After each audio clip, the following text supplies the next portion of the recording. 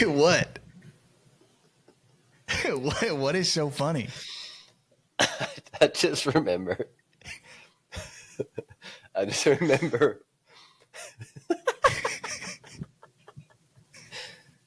how tired we would be throwing the equipment bags on the golf cart, and then driving up the ramp, and then just throwing them off. Dude, yeah, 4:30 in the morning. Shout out Robert Pettit wearing his child on his chest, setting up the field.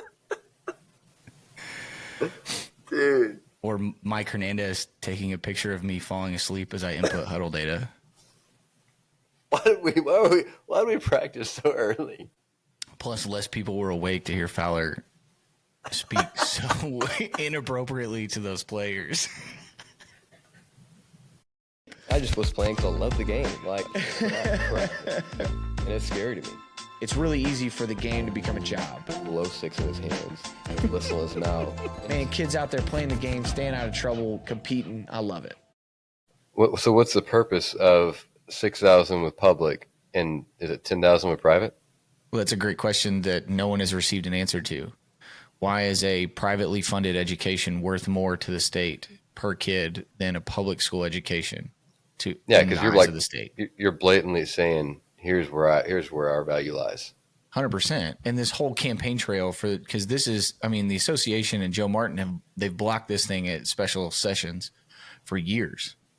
And the problem is that this previous election cycle, there were enough like swing seats that changed within the Texas legislature that it's got the numbers, the unofficial numbers to pass. And so, but nobody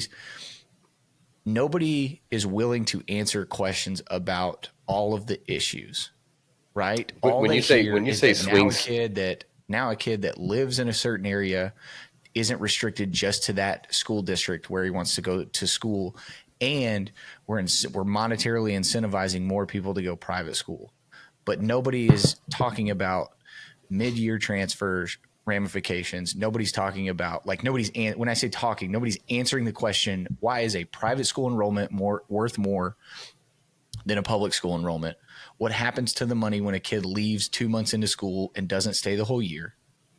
And what chokehold are you going to attempt to put the UIL in on how they're going to handle this? Because as of right now, the UIL is the status quo. You have to fill out a PAPF. You have to prove that you didn't move for athletic reasons. And if you don't pass that, you're not playing varsity sports, which is how it should be. Mm-hmm. Because it doesn't matter if the school accepts you and it doesn't matter if the private school accepts you or doesn't. Because if you're going to compete in a public school setting, then you have to do it to the standard of the public school governing body. And if you don't like that, I mean, go play private school. But I don't understand why the state should foot the majority of the bill for when there's already public education provided. Right. It's interesting they haven't provided the answer, which obviously it's known. And because like the first thing that you would obviously think of when you create a bill or a legislative adjustment where something is outweighing the other, somebody in the room was probably like, hey, why? Like, why is one more than the other? There was an answer given or not, and it's because obviously because we want private school over public school. Well, and that's the thing, is that the supporters of this movement, you don't avoid answering that question unless the answer hurts you. And the only logical answer that you can come up with is that they want to subsidize the private school education their kids are already getting. Yeah. They're voting on legislature and like dollars for public education, despite the fact that their children aren't part of the public education system. So they want to take some of the money that they're spending all of this time on discussing, and they want to funnel it into private school education where the governor's supporters sending all of their kids. But the harsh reality is that that's all this is about. You handcuffed raises for public education for years just to get this voucher system approved. You didn't address any of the overwhelming issues that are tied to it. And now that you're getting your way, you're never going to answer those questions, and we're just going to have to deal with the fallout. Mm-hmm. That's the thing. It's like when people, obviously, I'm in Tennessee now, and so the system here is quite the opposite. Um, Not even athletically, but in regards of academia. So when people are like, Texas high school football, it's so special in Texas. And one of the things why it makes it so special is because you're playing with the kids that you grew up with for the most part. And like from Pee Wee all the way to varsity. And a lot of that obviously is because you go where you grow up. Like you're going to school where you live. And to me, that's one of those things where like it ain't broke. Like don't try to fix it. And that's what makes it so good is because the public school education in Texas is so good. Like people always ask, like, what if the school's not good? I'm like, I mean, with the exception of maybe 4 or 5 big ISDs in Texas, it's going to be a good school academically. Like you're not going to go across in Texas for the most part. I know there are some schools, but for the most part, and it'd be like an up and down majorly of bad school, good school. For the most part, public wise, it's good across the board. And to me, like that's why from a public school perspective, it's just so overwhelmingly much better. Whereas like here in Nashville, it is quite the opposite. Like there's a county of really good public schools, but as you get into like the metropolitan area, man, it is bad, bad, bad. And it's like, no, you should go to a private school because they're not funding that public school whatsoever. They can't get teachers there. It ain't safe. Like, yeah, you should go to a private school here. And so it's very, very different. And so to me, it's like, why would you want to break that model in Texas, which was so good? It's just sad. Well, and the reason is because of political fund pressure. That's it. Mm-hmm. You're not going to tell me that Greg Abbott became the governor to restructure public education. He backed himself into a corner with people that he aligned with who said, you either make this happen or the checks stop. And when you reach that point, you have to be able to have a conversation with yourself about what are the ramifications of my actions. Right. Because what you have done is put out there public knowledge. If you go to a private school, now here's the thing, here's the economics of it all. You've already told us that if a kid chooses to enroll into a private school and they're accepted by that school, the state will send that school $10,000. But if they go to a public school, that school only gets $6,000. Okay, so now we've given a $4,000 incentive to those schools to increase their enrollment. But guess what? This is exactly what's happened in our economy. This is inflation. If I tell, or if somebody tells me that the widgets that I sell for $1, that every person in the entire world is going to get a 50% discount, guess what I'm going to do? I'm going to raise prices 50% or 50 cents. So if that private school knows that they're going to get a $10,000 voucher from the state for tuition, they're just going to raise tuition. Mm-hmm. That's how economics work. Yep. So we're not going to change anything. We're just going to make private schools corporate because we're increasing their cash flow and we're increasing their enrollment, but we have zero plan for mid-year transfer expectations. Like what happens if a kid gets there and they're unhappy or they get in trouble and they get kicked out of school? Are you going to prorate that money and they're going to have to send it back to the state? None of those answers have been given because my opinion is they don't care. Yeah. They're just worried about that day one enrollment and getting the check. Right. So, I know that the fight isn't over. And I know that this isn't something that's going to like, boom, it's going to hit every public school district really hard. It's not. It's the Metroplex school districts that it's going to hurt the most. Yeah. And it's going to be one of those things that has to be monitored very closely because there's going to have to be some adjustment into structure put in place to make sure that, because every loophole that exists will be found. And it's how quickly you can adjust to those loopholes. We just don't know what they are yet because it's new. And I would just encourage anybody that's going to make a decision on taking their kid to a private school or using this voucher program to take their kid to a different school than the district that they live in. I would sincerely encourage you to do your homework, because if you don't, you're going to get the wool pulled over your eyes because whoever that school is only worried about getting that state money. Mm-hmm. So if you haven't thought about the logistics of transportation, or the full cost of tuition, or how this is going to, if it's public school to public school, how it's going to impact eligibility or extracurriculars or any of those things. If you haven't thought about all of those things, you haven't made a list, you haven't done your homework, then you need to avoid this like the plague, because you're exactly who late night infomercials are targeting. Like who can dial now to get, that extra 10% discount. That's what they're looking for. And I mean, as horrible as this sounds, I hope the program fails, and I hope it doesn't build the traction that they want. And I hope that the impact isn't what they expect. And I hope that people stay steadfast to that, local community belief that is one of the reasons that public education and extracurriculars in the state of Texas have been so special for so long. Yeah.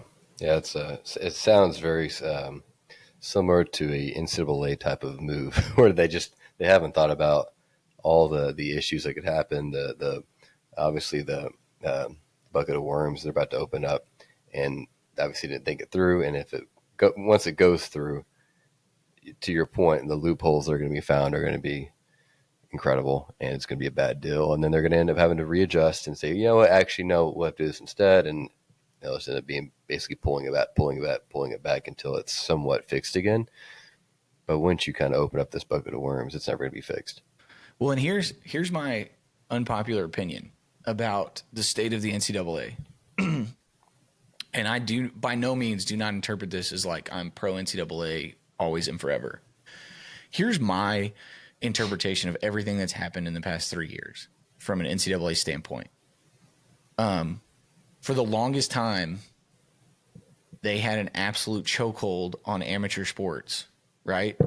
They controlled where the kid went, how much money they got, how many different schools they could go to, how long they could play the game. They controlled all of those things, right? And there was like, I would say probably from, when was the first lawsuit? I would say probably like 2014 to 2019. Man, they were just in the crosshairs of every major like sports related conversation. Mm-hmm. It's corrupt, it's this, it's that, which the abundance of accusations, most were true. And what I think is that when they finally reached what they considered the point of no return, I think they just threw their hands up and they're like, cool, that what you want? Here, we'll give you the version of college football and college sports that you think you want, and we'll see how you like it. Oh, you want this? All right, approved. You want that? Approved. We'll give the players everything. We won't say no to anybody. And we'll create the environment that you keep saying that you want, and we'll see how you like it. And look at how many coaches it's driven out of the profession. Look at how much attendance took a dip outside of like your top 5 programs from a ranking standpoint. Yeah. I think that they just sat back and went, we'll collect our TV cuts and our conference cuts, and we'll still give our random drug tests, but other than that, do what you want. Yeah. Which is sad if that is true, because like as a governing body, your job is to govern, and so like the moment you just say, I'm going to wash my hands of this and give you what you want, you're going to get criticism in anything you do, anytime you're a decision maker. It's part of it. It's never going to please everybody. And so the fact that if that is true, it's like, dude, that's ridiculous. Like you just let down an entire country and ruin the sport, which is now no longer a sport, it's a business. If that's true, what you're saying. So, yeah. And that's purely speculation. That's just my perception of like a group of grumpy old men who had zero autonomy and zero pressure to provide it for the longest time until, this window of being questioned every turn. I think they just got bored and we're like, or tired of it. And we're like, whatever, do whatever you want. We don't care. We're still getting paid. But it is funny that you bring up being questioned and criticized in like a decision maker, like a leadership role. I had a 7th grader question me, not to me, right? Everybody else. And it, the grapevine, it comes back to me like, oh, this guy's a problem. He's doing this wrong and that wrong and this wrong. And I was like, my style, I found a way to bring it up in the middle of a workout. I said, brother, give it time. I may do something that you actually have, justification for not liking me or being mad, but I ain't been here long enough yet to do that. Like we're 11 workouts in and you're already saying I'm the problem. Why don't we give it time and see if this crap doesn't work first? Yep. So. Yep. Yeah, it's But on that note, the junior high note, I've been waiting to talk to you about this. The state of the modern day, like school sport parent. It could be junior high, sub varsity, varsity. What are your thoughts? Has it changed? Is it exactly the same? It's just more like there's more exposure to it, like everything because of social media, or are parents better, worse, different, the exact same? What are your thoughts? Well, I think for a fact there's way more exposure to it, so it's way more known when things pop up. Whether that's better or worse, I can't statistically say, but I think obviously because of social media, we're aware of these incidents when they happen. If I was to have to like make a decision, is it better or worse? I would say it's dramatically worse. I think there's a insurmountable amount of people that are way more incompetent about the sport, and they think they know the sport. Because like here, and we were talking about this before on the podcast before we jumped on here, but it's like, dude, like whenever I talk football, I'm talking football straight up. It's like when a parent wants to bring something up to me about like a scheme or something like that, it is so hard for me to converse because like we're in a different world. Like we're in a literal different world. Like you have no idea what a 3 technique is. You have no idea what cover 3 hot. Like, so to me, and there's certain things where the issue may be playing time or whatever, and those are different issues. But parents nowadays, I've seen more parents try to talk ball to me where I'm like, are you kidding me right now? Like, go draw up a 3-4 real quick. Just do that. I just gave you the answer. It's the 3-4 to go draw it up. And they can. And it's just like, I think they're way more confident these days. Way more, what's the best way to say this? They're way more eager to jump down your throat and question your knowledge, your competency these days. And I think that trickles down, obviously, to the kids during the dinner table. Like, I think the echo chamber, which is being spoken about at a dinner table, is very important. And I don't think there's much support these days at a dinner table from parents to coach. I think it's more of bickering back and forth about how bad the coach and the ecosystem he creates is. And yeah, if I had to say, I think it's worse. So that's like the X's and O's. That's not even where, like, that's not even where I was hoping this. So I'm talking like competition environment. Mm-hmm. Bro, I distinctly remember like being in junior high, like my friend, all like, we knew these kids from the time we were in preschool, first, second grade. You've been playing sports with the same group of kids your entire life. You're 13, 14 years old.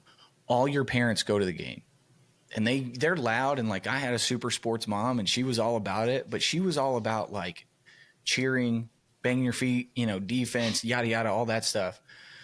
Like, brother, what are you doing yelling in conversation at your child in the middle of a game? In what world is that helping? Yeah. Like, yeah. Are you the one running practices? Do you know what play they just ran? Do you know what his responsibility or her responsibility was? Do you have any idea what that information is? Or are you just seeing the final product and making a laundry list of assumptions and just screaming like critical instructions, like critical of previous actions and instructions about what to do next? Imagine a world where your interaction with your child during a game was pure generality. Good job, hustle, great shot, let's go, defense. Imagine if that's what they heard. And imagine if that's all the officials heard. Imagine. You have a lot more Imagine officials. sitting in a gym where there's, I don't know, ballpark 75 people and it's a timeout and you choose that opportunity to have a full volume, one-on-one conversation, screaming match with an official. That whether they respond or not, in what world is that going to help the team? You think that official went, man, John Smith at the top row told me I need to get to a better, positioning so I can see that charge. And he's right. I gotta log that. And so I can be sharp for XYZ, junior high, the next play. No, he's going to take it personal and he's going to take it out on the kids. Cause that's how humans work. That's how the world works. Like, how are we so off on our perception that we think screaming irately at an official is like, man, that's going to help the team? What? Yeah. Yeah. In that regard, yeah, it's much worse these days. It's really bad. I think it's the people's obviously lack of internal control, which is way worse now than what it used to be. People's lack of, I should say, patience more than anything. Like people's selfishness and thinking that whether it's my kid or, oh, I know what's best for this, that is so much worse these days. Whether it's because they think they have more competence because they see things on the internet more, I don't know. But yeah, it's not. And that's why we have a shortage of refs, honestly. Because And it's it's like why we I'm have a getting paid shortage of $50 a coaches. game. I'm not going to do that Yeah. to listen to Johnny over here, who's probably half drunk, telling me what I'm doing wrong. Like it's not worth it. I'll just I'm not going to do it. And so Like you're that screaming at your kid. that You're bothers me. screaming, hey, do this, do that. What if it's the complete opposite of what they're supposed to be doing? What if you are unaware of all the intricacies of what Yeah, they just said coming out of a timeout or change a quarter, and you're just screaming nonsensical things that are the complete opposite of what he was just coached to do? But now your kid's freaking out because it's like, do I have to listen to family or do I have to listen to coach? And like, so guess what they're not thinking about? The right. game.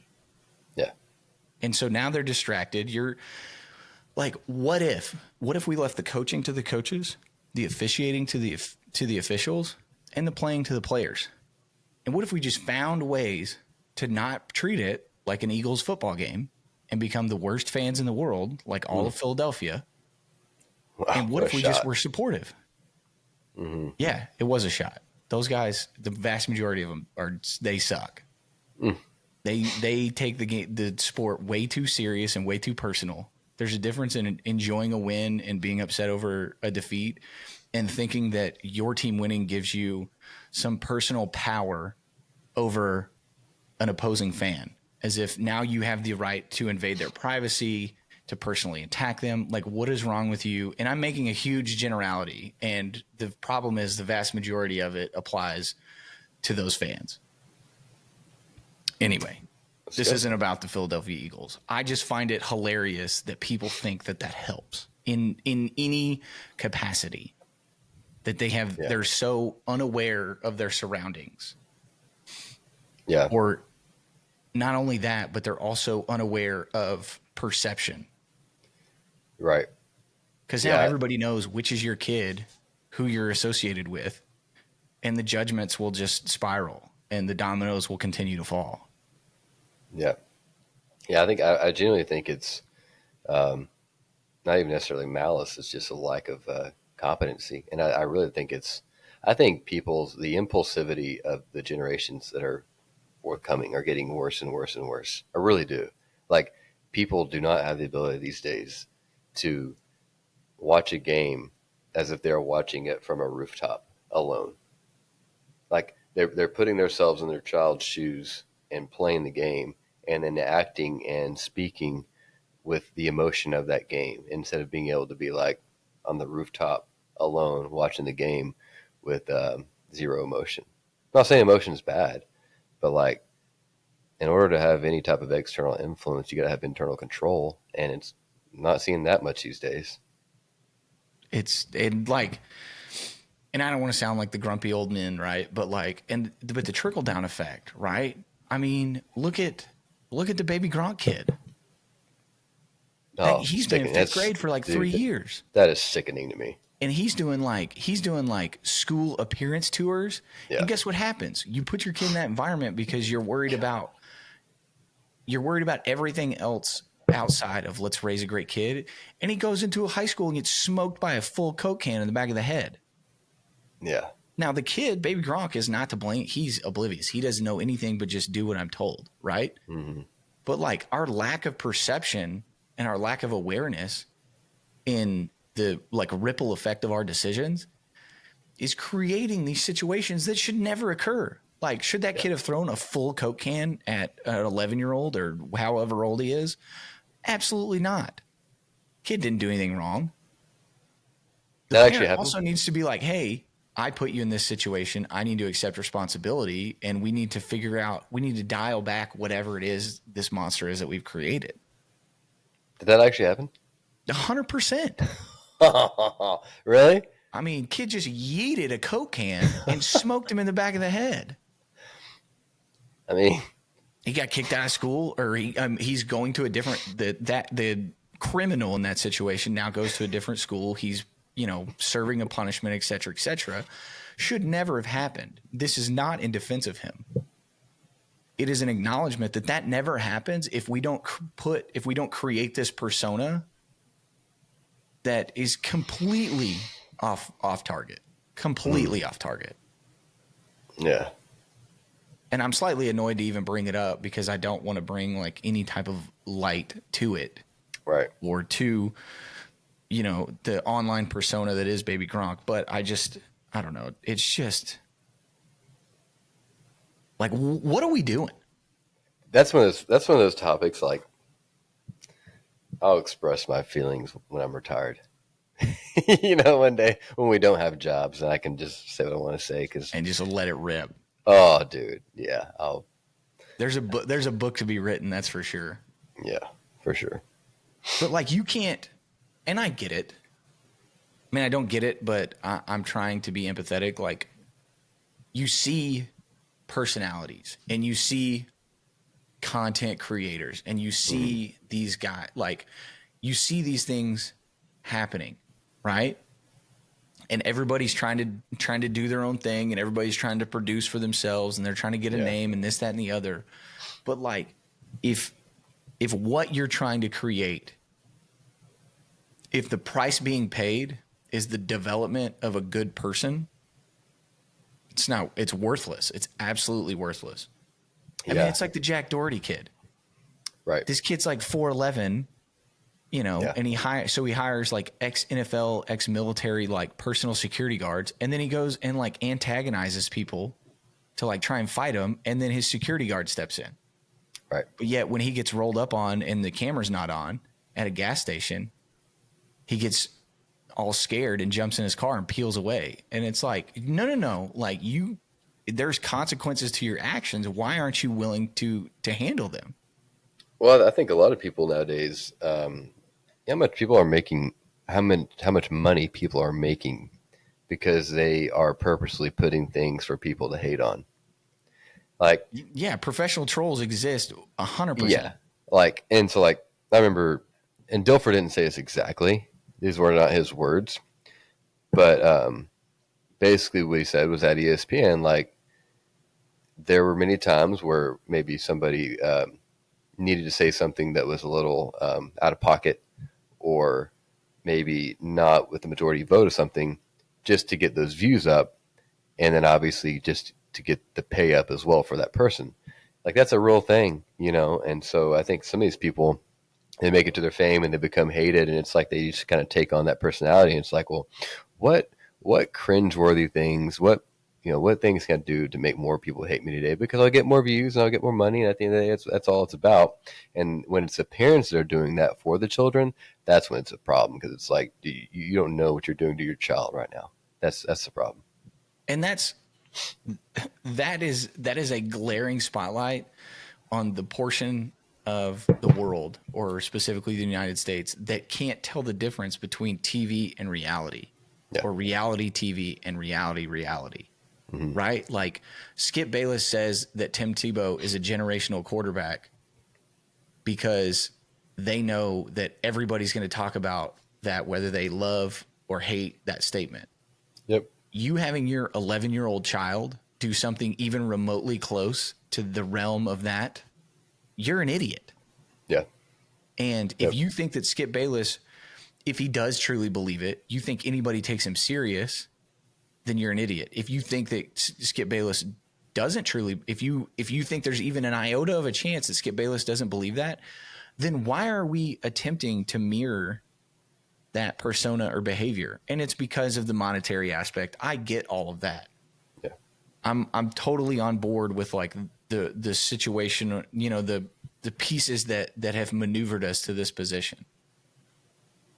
But if you're acting that way, in a gotcha way, in a like, brash, loud, and there's no camera, then you're just a moron. You're just a moron. Yep. Anyway, not to, on that note, there's a belief, because we've been talking so much about off the field program pillars, pieces, and identities. There's an overwhelming belief, or a growing belief, that we're just two really bad football coaches talking about the only things that we can because we don't know ball.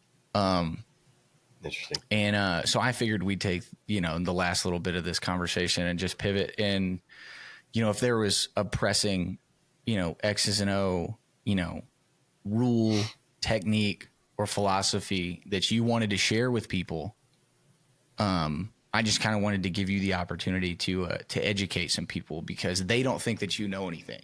They don't think I know anything either. This isn't an attack on you, by the way. They probably think I know way less than you, which is true, but they think that you know very little, which means I know nothing. Interesting. That's an interesting take. Maybe we don't know any football. I mean, clearly we don't, because I don't just rattle off, conceptual bullet points every week. You don't just rattle off, conceptual philosophies every week. We're not just out here doing people's jobs for them. We're trying to look a little bit deeper outside the lines, off the field, all the other things that come with the game, because that probably means that Nick Saban doesn't know anything either. That's right. Because he doesn't have a lot of conceptual conversations with people. It's probably because he doesn't know any. Right. That's interesting. How do y'all identify fronts whenever you're blocking different variations of zone? You want me to get into it? Yeah. All right. Let me preface this with saying I'm either talking ball or I'm not, period. In my experience, when you're talking to somebody about football, like a coach who actually knows some ball, you're talking ball. You ain't just dabbling in it, right? It's and I'm not saying I know tons of ball, but what I am saying is if I'm talking scheme, we're talking scheme for a long time. Otherwise, I ain't getting into it. So that's what we're going to do. That's what we're going to do. All right. So let's jump into our point system. Okay. What some people will call the mic, identifying the mic. So what we do is if it's a 4-down front team, if it's a zone scheme, we identify first thing inside out, play side. So in other words, generally it's going to be the Mike linebacker. So if we're going zone to the right, we're going to identify the Mike. That's going to be the ID. That's where basically the play side combo is going to work to. If it is a gap scheme, we identify the first thing backside the call. So if it's a gap scheme to the right, we're going to identify the first thing backside, which is going to likely end up being the will. Okay.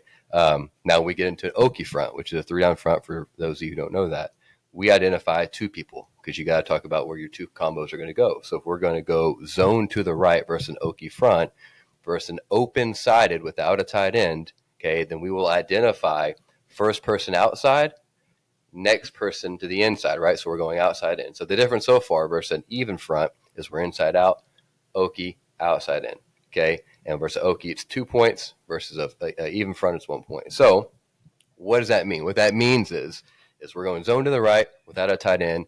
It's number 1 and number 2, which likely is going to be the Sam and be the Mike. All of a sudden we add a tight end, and now we're working to the right still. Well, now we'll identify the second and the third threat, because the tight end is going to have the first threat. Let's say all of a sudden we have 2 tight ends there. We're going some type of outside zone, what we call force. Okay. Well, now we're going to identify number 3 and number 4, because both tight ends have 1 and number 2. That is the point system. That's how we identify it, right? And the purpose of that is your GPS when you're telling your offensive line where to work to. So if I'm an offensive lineman on the interior, I know I'm working to the point. The next guy's working to the plus. The backside's working to the minus. Those are all things that are happening like that right before the snap. And in our case, this next year, that's going to be a 14-year-old quarterback who's making those IDs right before the snap. And then he's going to look up and say, oh, by the way, what's my shell to edge? Is it too high? Is it 1 high? Are they rolling? What's my triangle saying? Right? We talked about shell to edge here, which is basically boundary corner, boundary safety, field overhang. We don't even look at the field corner for the most part because they can lie to you. So he looks at the front, makes the points, makes the IDs, looks at shell to edge. That way, if we can see they're going to end up rolling 3 strong, because now maybe the ID is changing. If they're going 3 strong, is the safety going to insert inside the sand? Because now maybe he's the point now. So, but I don't know ball.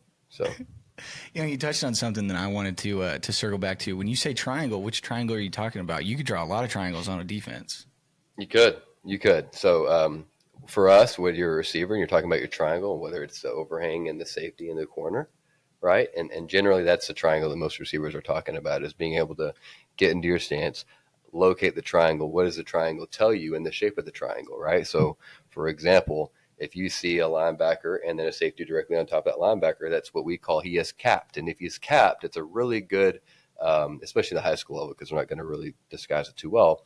If that guy is capped, there's a great chance that linebacker is blitzing because he's capped, so he's going to have to replace him. So another part rolling to one type of one high.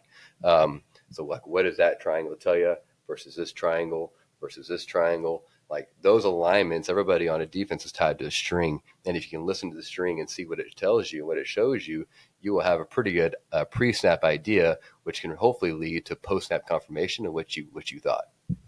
Yeah, but they're bracket or blitzing every time. Like Right. I spent, the first probably 8 years of my coaching career really only having what I would consider a mastery level understanding in receiver. And the first thing we're going to talk about is the triangle, because those are the only three people that can influence anything that you do. Right. But you can't just know the triangle because of, we got this pass play called and I have this route, yada, yada. Like, what if they do roll? What if the bracket does blitz? Or what you called the capped? What if he does blitz? How does that change your blocking assignment? Who's pinning the safety? Right. What if we're going to switch block anything on the perimeter? How do we handle any of that information? And the other part of that is just like you referred to, like corners lie, safeties tell the truth, right? Mm-hmm. And if you can't identify the difference based off of depth, leverage, and body position, then you have no idea what's about to happen outside the hashes. And for a program that I would still say we pride ourselves on using the vast majority of the field, all 53 and a third, then if you can't play out there because you can't identify things, then you might as well play condensed, because you're not helping anything. You're just creating more space for them to be aggressive in. And so I find it interesting, just the fact that just because we don't, just because you lose a poker hand because the other guy folded doesn't mean I'm required to flip my cards over. Right. Let's make sure that we're abundantly aware of that. Okay. Just because TK doesn't sit up here and rattle off his resume every single week doesn't mean that if he did, you wouldn't be in shock and awe.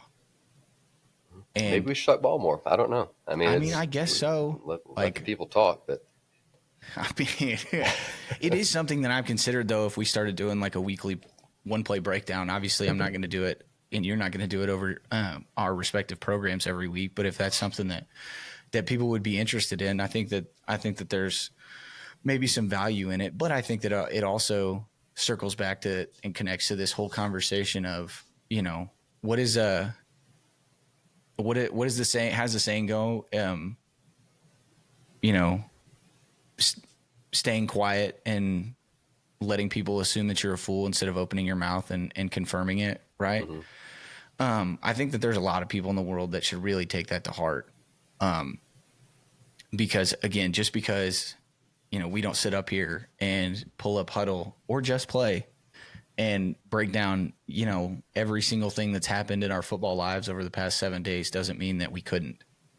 Well, it's hey, we're an open book here. If somebody wants to talk ball, like that's my thing. If somebody wants to talk ball, like you and I are pretty open too. Like I do want to put this out there. Like somebody wants to talk some ball and somebody wants to reach out to me and talk about what is your point system. Like you kind of rattle it off. What does it mean? I will be happy to talk to you about that. Feel free to reach out, so just want to make sure that's clear.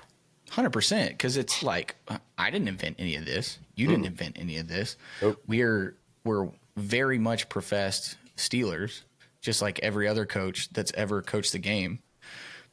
The good ones create, the great ones steal. I heard Bill Belichick say that. And that was a guy that, before he got to New England, it was questioned whether or not how good of a head coach he was. So, I don't know.